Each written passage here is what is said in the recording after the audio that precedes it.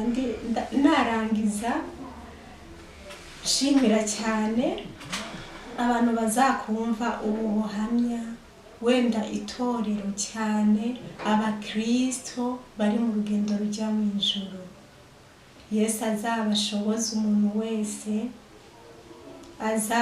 azabwumviriza, uzagira icyo buhinduye kuri we, wenda azabutekerezaho kandi abwibazeho. Kandi Yesu buriya arakundana, ntabwo agomba ko abantu bashobora kuzava kubera kutamenya. Hari abantu bajyaga batanga ubuhamya bwinshi burenze, bakavuga ngo Yesu Kristo ntariho, ngo Yesu Kristo yarapfuye, ngo imva yaramugumije. Ariko nagire ntangariza abantu bose bazakumva ubu buhamya, Yesu Kristo ariho. Yesu n'umwamuganza abaganza. Yesu Kristo afite ijambo. Yesu Kristo azagaruka gutora itorero ryiwe yiguze ku musaraba igorogota, akaryigura akarisesera amaraso, wenda akatuvira amaraso, azagaruka kudutora. Rero ari harakora. Hama twasozerera kuri iyi ndirimbo y'325. niyo Yesu Kristo yambwiye ati igihe nikigera ukazashikiriza ubu buhamya ngo utumanye ubwoko bwose, wenda abantu bose tuzayiherekereshe iyi ndirimbo y'325. ubundi ndi imbere y'itorero sinahora nkunda kuririmba kugira nzigame umwanya, ariko ubu koko numvite koko nabishira mu ngiro tukayisozererako. Yesu abahezagire. Niyivuga ngo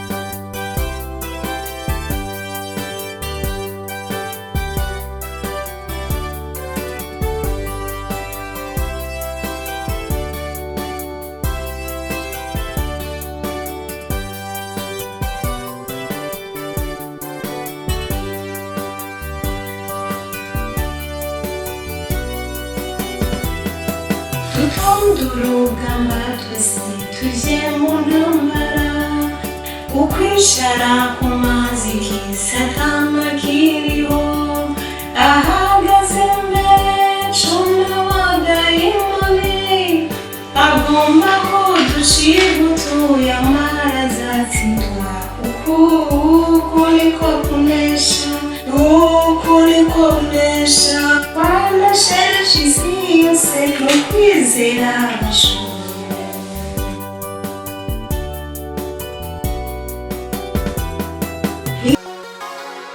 Intahe Ngirakamaro TV.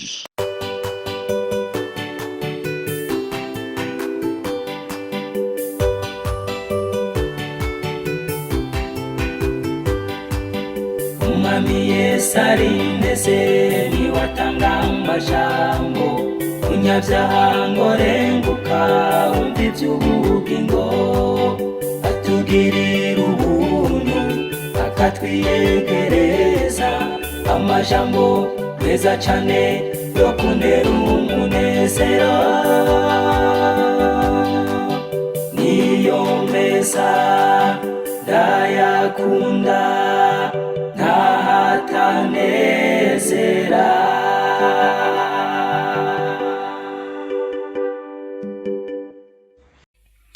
Bene data dusangiye urugendo rujya mu ijuru, bakunzi b'Intahe Ngirakamaro TV, namwebwe mwese mudukurikirana aho muherereye hose, nongeye kubaramutsa amara y'umwami wacu Yesu Kristo. Tumaze iminsi turiko turabashikiriza ubutumwa umwami Yesu Kristo yarungikanye mushiki wacu Nduwayesu Tamari. Abatari bake muramaze kumva ibitari bike mu bice mumaze kuronka. Uyu munsi rero tukaba tugira tubashikirize igice ari naco canyuma ndetse kirimwo n'ibibazo, ariko muraja kutwihanganira kuko igihe tweko turaganira harabaye novuga ibura ry'umuyaga nkuba, bica bituma harimwo bimwe uyu munsi mutaza kuronka amasanamu yavyo. Iki kiganiro iki gice ca nyuma nta masanamu yacu muza koronka kumvo zabaye zibura ry'umuyaga nkuba, ndetse kubera niyo mvo akaba arimwo na bimwe kubera ico kibazo c'umucanwa cabaye, nawe nyene ubwiwe yagiye arasimba, ariko twavuye dusaba kuganira mu nyuma ari niki gice tugomba kubashikiriza, tukabasaba ko mu gitega amatwi kuko kirimwo ibibazo ndetse n'inyishu y'ibibazo twagiye turamubaza Yesu nabahezagire. Nkongera nkabamenyesha yuko ibi biganiro turiko tubibatunganiriza kugira ngo umuntu wese yumve igihe tugezemwo, yumve aho turi, binakunde umuntu wese yitegure, kuko bene data nkuko muza kuvyumvamwo nta gihe dusigaranye. Abenshi kandi ikintu ndakunze ukibabwira rimwe na rimwe, abenshi bakuze bumva ngo Yesu araje, bamwe barinze baba abatama, abandi abanyokuru, Yesu ataragaruka. Ariko naganda bamenyeshe icambere two kwibukanya nuko umwanya Yesu ataraza urupfu rwogo rushobora kuza, ariko kandi turiko turumviriza muri iki gice tugomba gukurikirana, muraza kumva yuko nta kintu gisigaye kugira ngo Yesu aze gutora umugeni, kuko igihe twahawe, igihe dusigaranye uko mumaze kuvyumva, ni igihe ca prolongation, ni igihe twahawe ka kanya kinyongera kugira ngo umuntu abashe kwitegura. Naco gituma mwumvise yuko hariho vyinshi ndetse nivyo muza kumva muri iki gice bimaze gutegurwa. Yesu nabahezagire. Reka ndeke kuvuga menshi, umuntu wese navyikurikiranire, hanyuma bigutere kumenya yuko umwanya n'umwanya inzamba ishobora kuvuga, hama ubeho witeguye. Bene data, nitube nka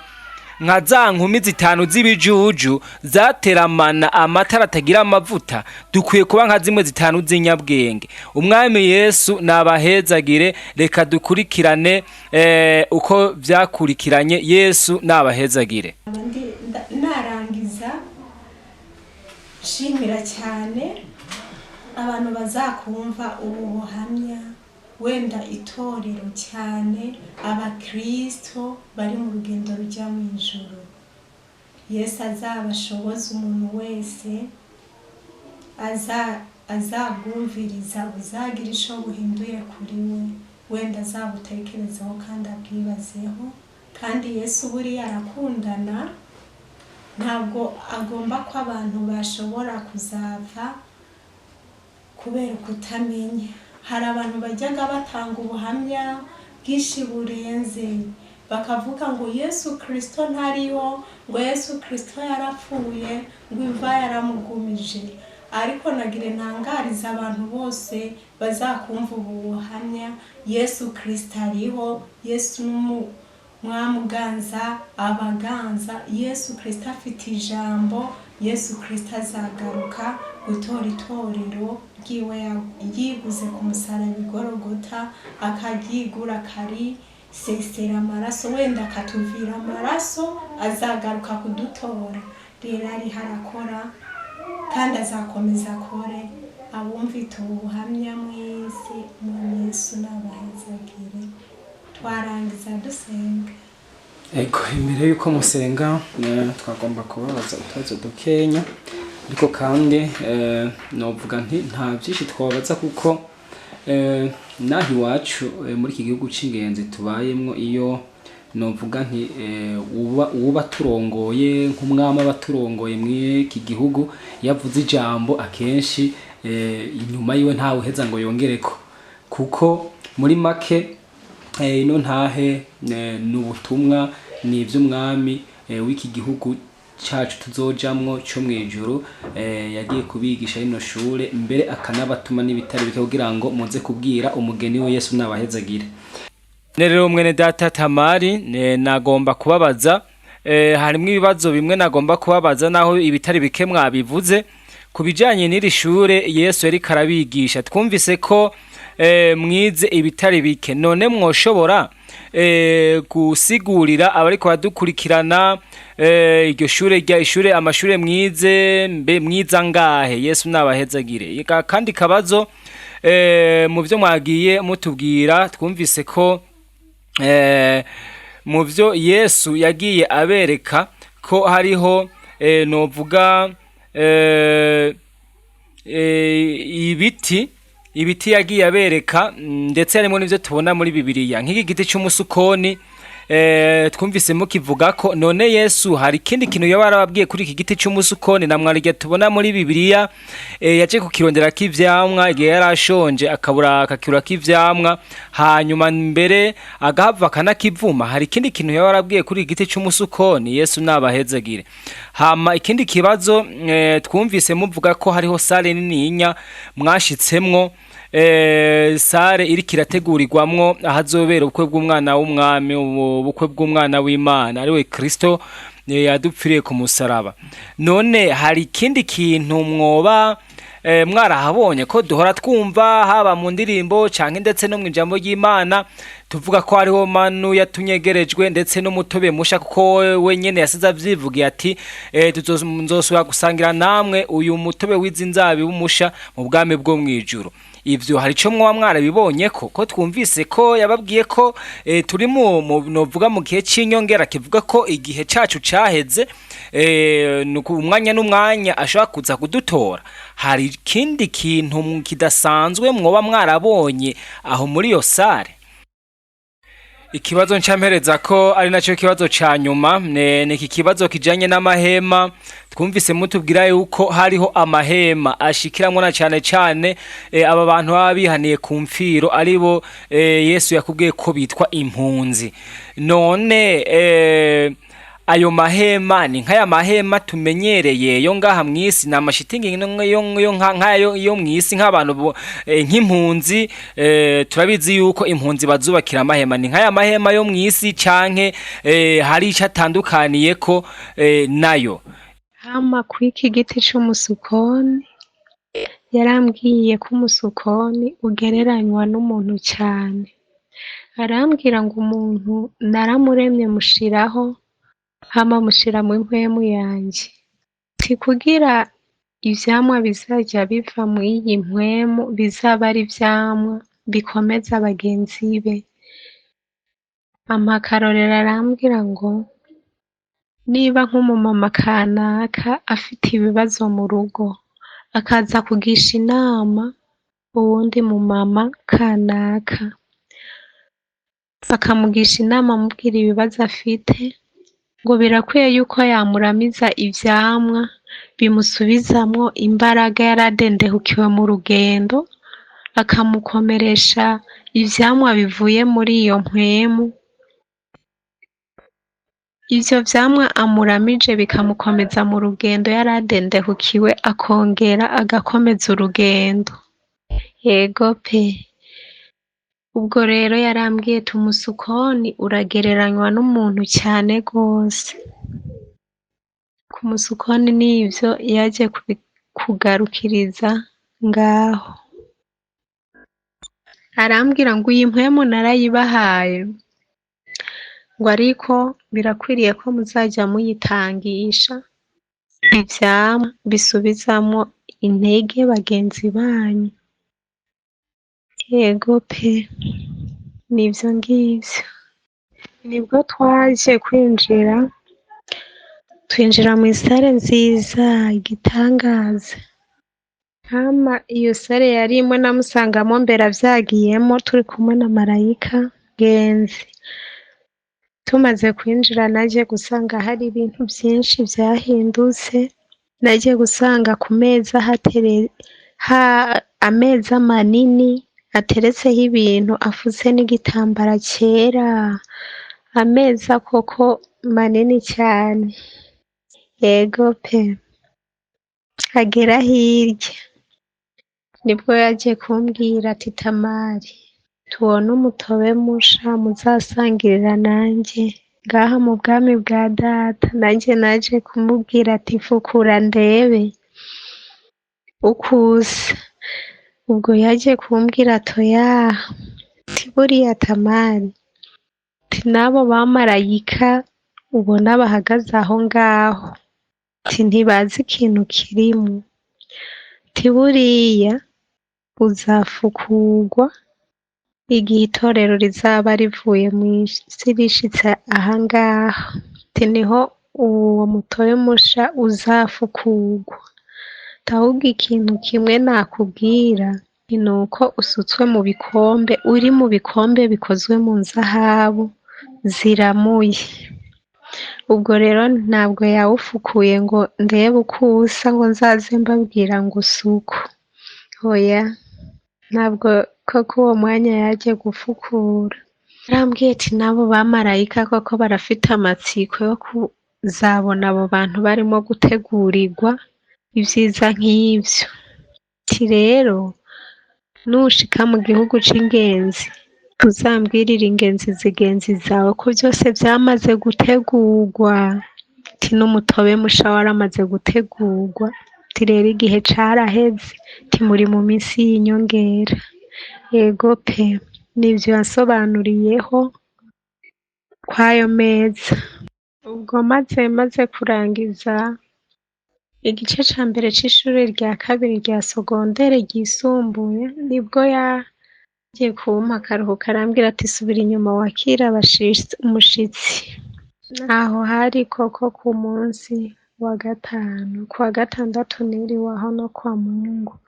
Nibwo kwa Mungu yagiye kumbwira ati tegura witegure ko akaruhuko gasa n'akarangiye. Arambwira ati rega Tamari, ujye umenya yuko ishure rigizwe n'ibice bitatu.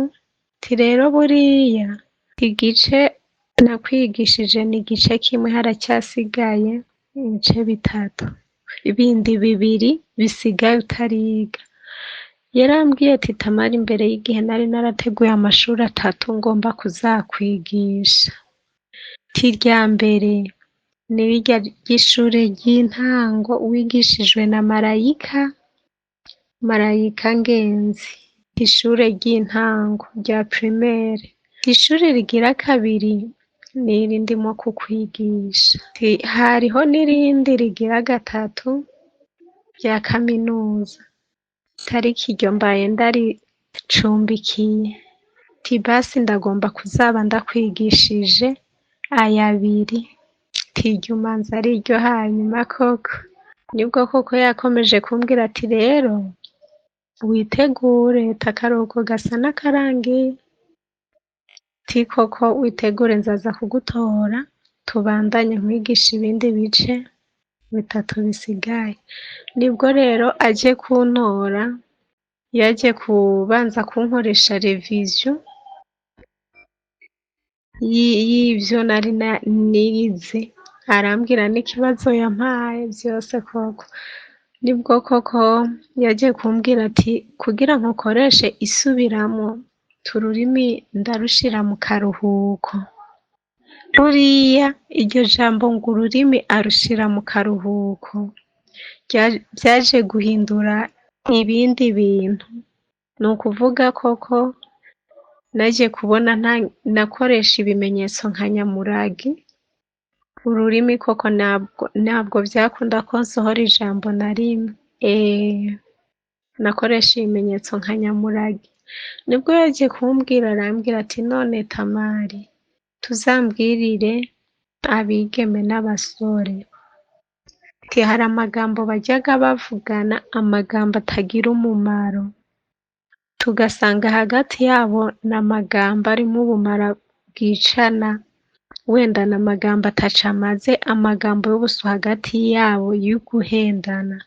Tuzabambarize ati mbese yaba atari imbabazi ziwe, ati yaba atari imbabazi zanjye, ati indimi zabo sinazimarira mu karuhuko bose. Tuzabambarize abigeme n'abasore. Ubwo rero abigeme n'abasore nibo bakwisuzuma. Yego pe, hagati yabo amagambo bajya bavugana. Nivyo ngivyo yambwiyeho. Kimwe narabonye koko afite ububasha ku ndimi, kandi Yesu Kristo ni umutegetsi kuko ategekesha ijambo. Iryo jambo yavuze ngo ururimi ndarushira mu karuhuko, sinkeneye udusakuriza. byaje gutuma koko nkoresha ibimenyetso nka nyamuragi, amagambo koko ururimi ruragubwa nkakoresha ibimenyetso nka nyamuragi. Ego pe, kuko aho papa w'umuhemu yaje kuza ngiye kumusuhuza naje gukoresha byaranse ko mvuga nkoresha ibimenyetso nka nyamuragi koko. Ego nibyo koko, buri muntu rero wese niwe yakwisuzuma mu magambo tujya tuvuga, umuntu azajya areba amagambo avuga, kuko koko no ku indimi zacu kuzishira mu karuhuko n'akanya gatoya, koresha ijambo ryonyine ubundi akazishira mu karuhuko. Nibwo yaje kumbwira ko aya mahema nabonaga y'amashitingi, arambwira ati ariya mahema urimo kwitegereza tasumba amazu yose yo mu gihugu c'ingenzi. Ati rero izo mpunzi nizishika zizaya nkamara kuzigerera, zizayabamo ziyanezererewe cyane. Ti kuko buriya n'amahema y'amahoro arimwo amahoro. Ti kuko iki gihugu n'igihugu kirimo amahoro.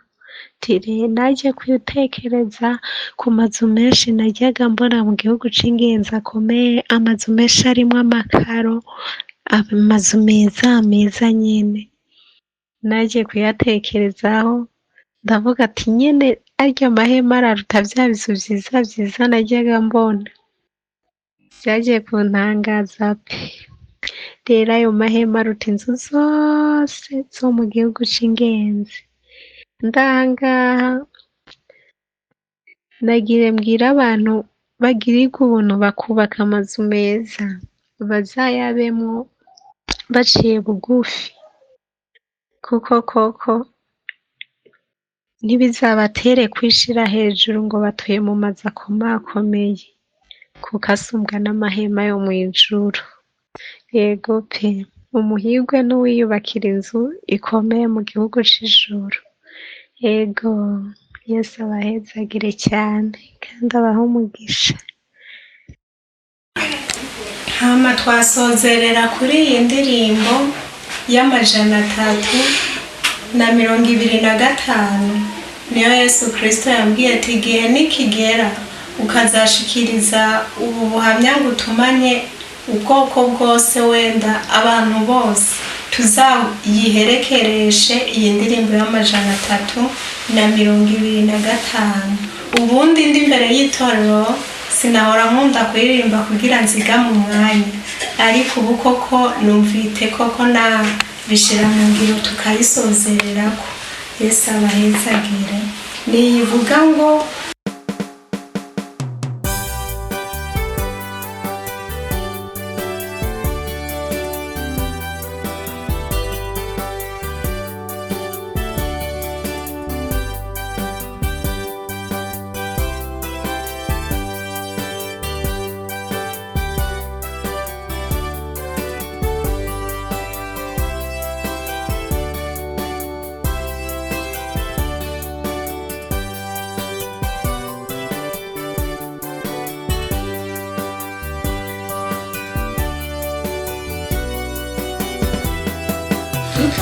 Urugamba twese tuje mu ntambara, ukwishara ku mazi kisatama kiriho, ahagaze mbere cuna w'adayimoni, agomba ko dushira utuye amara azatsindwa. Uku niko kunesha, uku niko kunesha, wanasheje isi yose no kwizera abashoboye.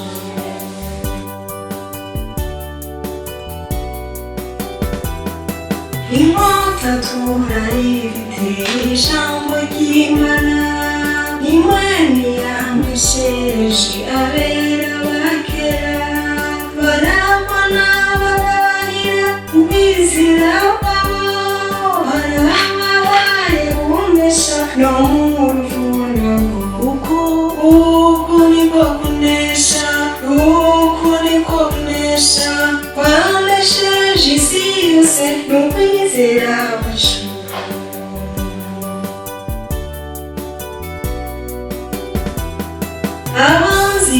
bacu benshi barwanyagariza, tuzabanesha bambaye ibyima bingana, inkongero y'agakiza n'inkindi y'uburi, n'ibirego by'amahoro dutwaye ubwizera. Uku niko kunesha, uku niko kunesha, kwanesheje isi yose n'ukwizera kwacu.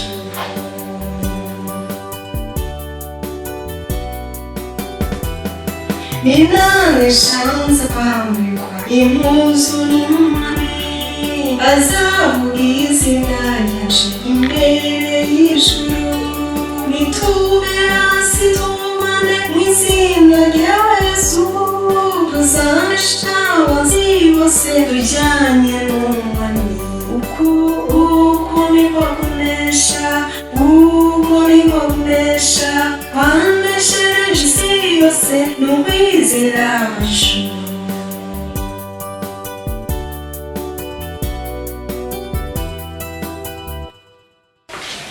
Iyi ndirimbo isaba hezagiye amatwarangiza dusenga Imana.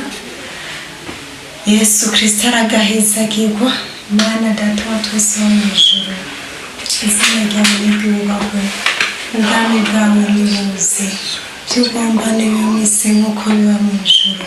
Duhe ibyo kurya dukwiranye uyu munsi, uduhebere imyenda yacu nk'uko natwe twahebeye abari mu myenda yacu, kandi ntutujyane mu bitwosha nabi, ariko udukize wa mubi, kuko ubwami n'ubushobozi n'icyubahiro ari ibyawe ibihe bidashira. Amena. Turagushimiye cyane Yesu Kristo, turagukengurukiye cyane nyakubahwa, we wera, we mukiranutsi mwiza. Ndagushimiye cyane kugira neza kwawe ko ari kwiza, kandi kugira neza kwawe ni igitangaza. Uragahezagirwa, uragahezagirwa, uragahezagirwa. Yesu uragahezagirwa, uragahezagirwa cyane, uragahezagirwa. Ndagushimiye cyane urukundo ukunda umwana w'umuntu, ndagushimiye cyane kuntu twitwarira ukatwitaho, ndagushimiye cyane, ndagushimiye cyane ko integuro yawe ari nziza. Ndagushimiye cyane Mana ko uyu munsi wabonye yuko bikwiriye yuko ibyo wantumanye byashikira ubwoko bwawe bwose, hirya no hino bakabimenya kuriho kandi ukora, hirya no hino bakabimenya ko imvi itakugumije, hirya no hino bakabimenya ko uri umwami Yesu Kristo, uri umwami w'abami, uganza abaganza, ukomeye Mana. Yesu Kristo nushimwe. Ndakwinginze rero, ndaguhaye ikaze na karibu. Ngiye mwami, nari mpari nk'agakoresho gusa ugomba gukoresha kugira ngo ushikirize ubwoko bwawe ibyo wateguye kubushikiriza. Ubundi ndi umushumba w'Imburakimazi naco maze, none ibyo wantumanye ndabishikirije, mbishikirije nk'umwana w'umuntu nyine. Nawe niwe wo guhindura imitima. Umuntu wese azakumva ubu buhamya uzamuremere bishasha muri we. Umuntu wese azakumva ubutumwa Yesu hazaba impinduka muri we.